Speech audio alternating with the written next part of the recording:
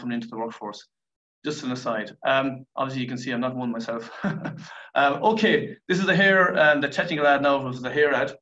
There's a lot to get in this connectivity, but what we have here is a framework. There's 4 areas. If one of them works, you're doing well. That's all we're saying here today. And really, if you have to summarize it, what is flourishing? It's about positive energy.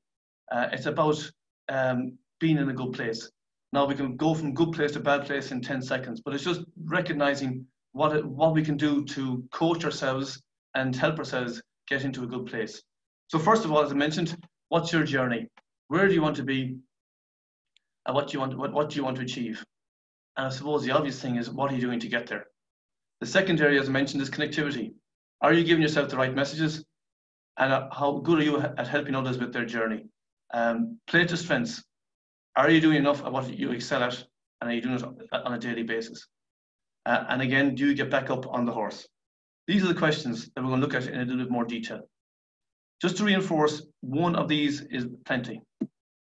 So sense of purpose. We have some people who, in the history of time, have nailed this.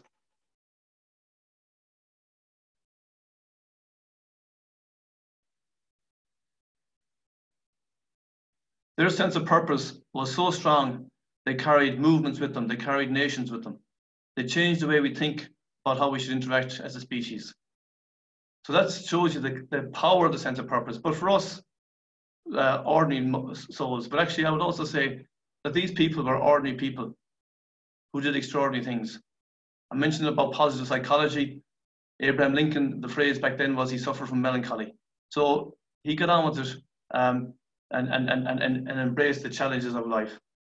So ordinary people can do compelling things, and we too can help ourselves develop a more effective sense of purpose and thereby improve our positive energy. So in a practical space, the next few weeks, well, maybe let's go to January when we've settled down a bit, we can catch our breath and reflect of, in the different areas of our lives, what steps do we want to take? It can be a simple thing of get one of the rooms painted in the house. Again, it creates a positive energy. It can be, you know, let's get moving on the health side of things. So there's different areas in our lives that we can look at and say which areas you want to progress in. The idea behind the wheel of life is not to live our lives or run our lives on one leg. If we spend too much time in one area, we can become quite skewed and not be able to stand up straight. So it's just to be conscious, there's a mechanism there. I'm sure you've all seen it. It's a bit of reflection that we can do at a suitable time. Point to make, the word reflection is something that we do very little of. The train is moving so fast, we have so much on. There's no one on this call today who isn't busy. But sometimes that can be a mantra too in a mindset, and we don't get a chance to reflect and say, hang on a second, what do I want to do? Where do I want to go? And what am I going to do about it? So the wheel of life is a mechanism to help us have that bit of reflection and tap into a few areas that we want to progress. Sense of purpose is all well and good, but we also have to get going on it, get going with it. So I use the phrase, put your shoes on. There's a really entertaining book written by Dr. Steve Peters, The Chimp Paradox. And he makes the point that in each of us is the human and the chimp. And the chimp doesn't want to get up on a dirty, wet morning and put on his runners and go out jogging. It's wet, it's cold, it's miserable. But the way to appease the chimp is put your shoes, your runners, onto your bed at night, have your gear ready, swing your feet into your shoes. Once you stand up, you will go for that jog. So make it easy and make it hard for the chimp to say no. Break it down into small little bite sizes. So it's all well and good to set the goal of doing the 10K in June, but sometime in January you're gonna have to get out onto the damp mornings and make it happen. So again, we set goals. And we have the power of believing those goals will happen. That can make it happen. But if we start making steps, we have a better chance of realizing it. So we get moving. So again, on connectivity, if this was in California, I might be switching the slide around. But in this part of the world, we might tend to need to be your best coach, not your worst critic. We have a puritanical mindset. We're driving home after the day's work and we're giving out to ourselves about A, B, and C. It's over. It's done.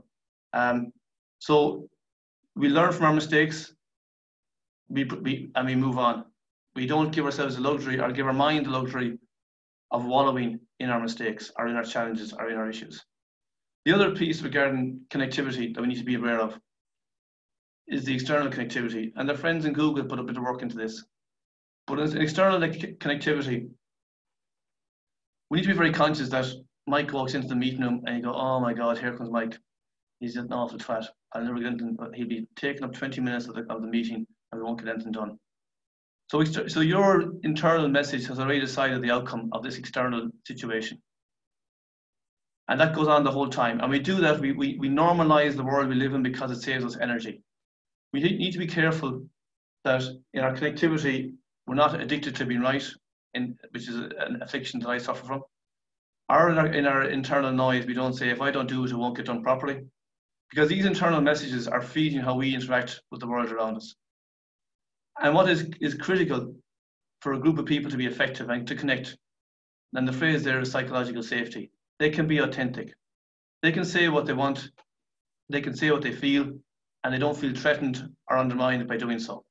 And if that type of space is in place, naturally people step up and contribute in a much more significant way. And the latest terminology now has moved away from performance management and into employee engagement. And employee engagement is that psychological safety, that they feel they belong, they feel they're appreciated, they feel they're making a contribution, and they're happy to be part of that because they grow and they develop in that environment.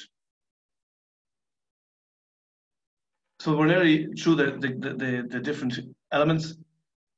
But one piece that we ignore at our peril, which is an easy one to grasp, and our friends in Fáilte Ireland recognized how we could play to our strengths when they identified the Wild Atlantic Way. Let's take the wet, miserable, damp west of Ireland and turn it into a tourist attraction. And it has been a fantastic success. When we do our workshops and we ask people, how do you feel when you're playing to your strengths? They say energized, enthusiastic, confident, full of life. And then we ask them, well, if you're doing something that you're weak at, how do you feel? And their answer is, throw their eyes to heaven, unhappy, discontent, fearful. So there's an obvious prognosis here. If we get to do what we're best at on a daily basis, we will be more effective in the contribution that we make. And thankfully, business has recognized that. When I started out with a full head of hair, it was all about developing competencies in business, from time management, communication skills, problem solving. But there's a bit more nuanced perspective now, that if you want your people to excel, get them to do what they're best at. And people aren't great at everything. Marcus Buckingham from the Gallup organization, who set up his own business since, wrote the book, Now Break All the Rules and Play to Your Strengths, and very much explains how, from a whole biological sense, how the brain is formed. We are wired to excel in certain areas, and we're wired to actually be pretty poor in other areas. Now, this is not excusing weaknesses, but what we're saying is play to your strengths and manage around your weaknesses. And if each of us, as Michael Porter would say, if each of us are playing to our strengths, well then collectively we are managing around our weaknesses. So not saying you can shrug your shoulders and say that's me, but actually let's be more creative on how we get me doing what I'm best at, and maximizing my contribution, and thereby freeing up time, space to address how best to manage around the weaknesses, either yourself or through someone else who has that expertise. And the final piece to look at, which us Irish are, I think, world class at, is resilience. And maybe of all the areas, resilience is the most important. They used to say 10% inspiration, 90% perspiration. Well, now they're not so sure about the inspiration. But there's a phrase out there that there was no problem too bad that us Irish couldn't put on the kettle and help resolve it. I think we might have upgraded from the kettle now to the cappuccino maker. But we have a resilience innate in us. Even in the time of the crash and being around long enough, I remember the previous economic challenges and how there was much wringing of hands and gnashing of teeth. And here we are 10 years later, and we're back a bit more, and we're back on keel. And I know there's been tragedies along the way, but as a nation, as a workforce, we put our heads down. We didn't rant and rave on the radio. We just got on with it, and we have come around, and the country has come around. So it's just to reaffirm that in every human, the species wouldn't survive if there wasn't resilience. It goes back to how we think about the world we live in. We don't see the world as it is, we see the world as we are. And maybe that's what the flourishing mindset is reflecting. And that phrase is 5,000 years old, and it came from the Talmud. So seeing the world as we are is probably the best way to enable us to make a journey and have a smile on our face while we do so. Thanks to ICBE. Thank you, Owen, for the opportunity. And that concludes the talk here today. Just one final point, and I scratched my head. Just where do you go for yourself? There's the golden rule: pick one area. Don't try and boil the ocean. Reflect. It might be play to strengths more. It might be refine your sense of purpose. It might be develop your resilience. Whichever one you pick, just go for it. The rest will come along as you make the journey.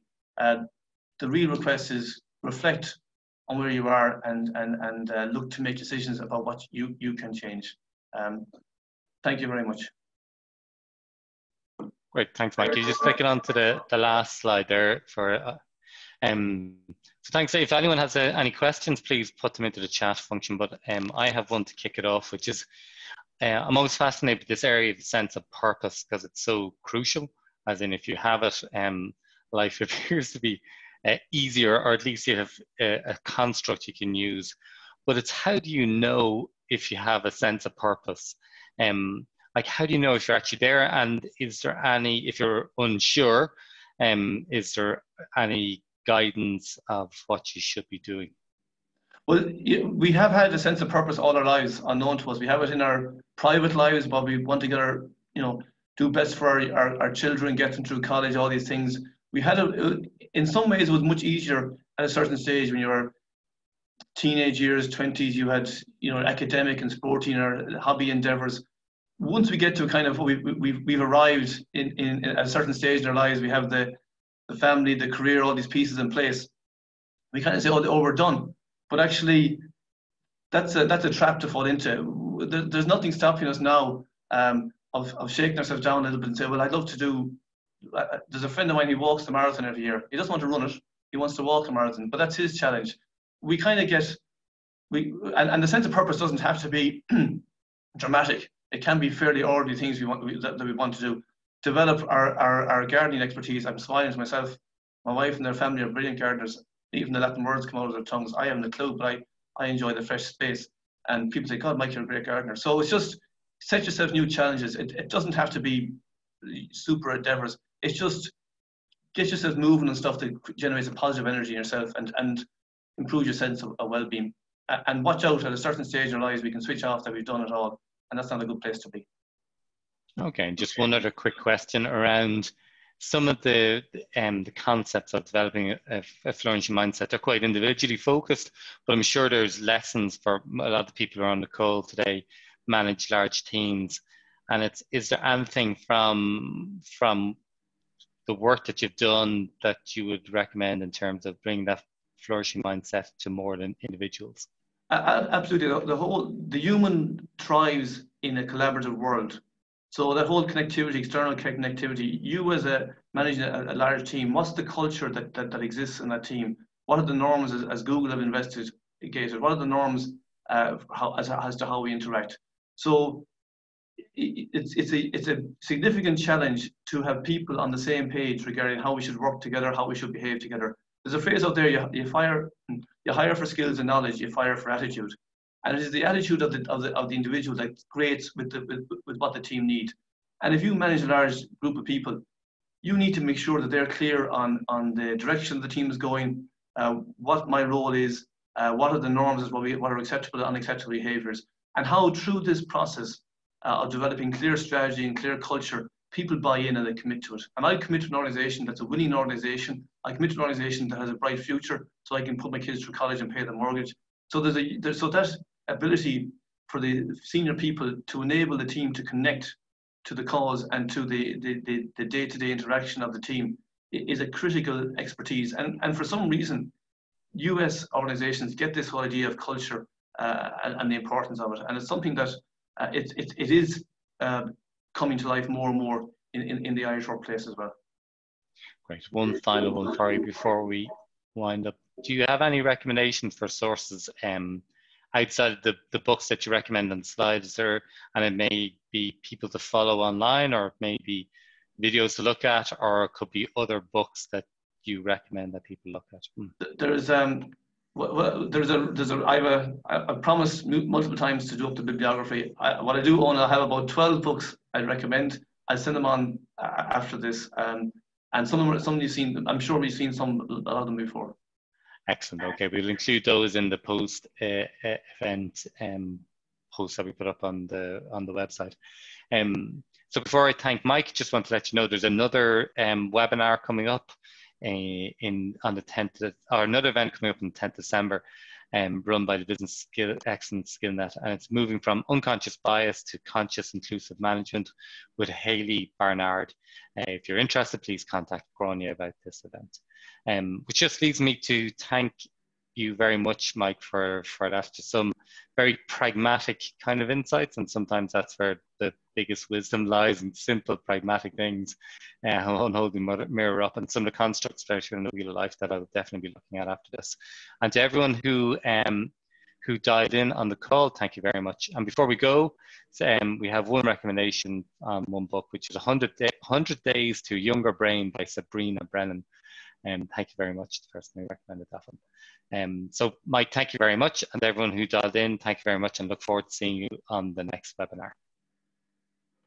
Thanks, all. Thanks, Mike. Thank you very much. Thanks, bye.